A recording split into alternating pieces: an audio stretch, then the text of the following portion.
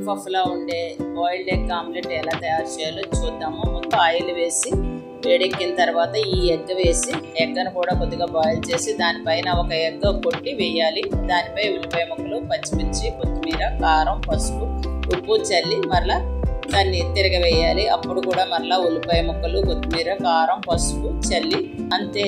ఎంతో టేస్టీగా ఉండే, హెల్తీగా ఉండే, ఇమ్యూనిటీ పవర్ పెంచే బాయిల్డ్ ఎగ్ ఆమ్లెట్ రెడీ. చిన్న మాట, ప్రయాసపడి భారము మోసుకొనిచున్న సమస్త జనులారా నా యొద్దకు రండి, నేను మీకు విశ్రాంతి కలుగచేదును. చూడండి, మన భారాలు అంటే కుటుంబ ఆందోళనలు, ఆర్థిక ఒత్తిడులు, శారీరక బలహీనతలు, మనసులో ఉన్న భయాలు అన్నీ నాకివ్వు, నువ్వు విశ్రాంతి పొందు అని భారాలు తగ్గించే దేవుడు కాదు, మోసే దేవుడు. దేవునిలో మాత్రమే నిజమైన విశ్రాంతి ఉంది. ఈ లోకం ఇచ్చే విశ్రాంతి తాత్కాలికం. ఈరోజు ఉన్న ఆనందం రేపు మాయం. కానీ దేవుడిచ్చే విశ్రాంతి మన ఆత్మకు, మన హృదయానికి, మన జీవితానికి శాంతిని ఇస్తుంది.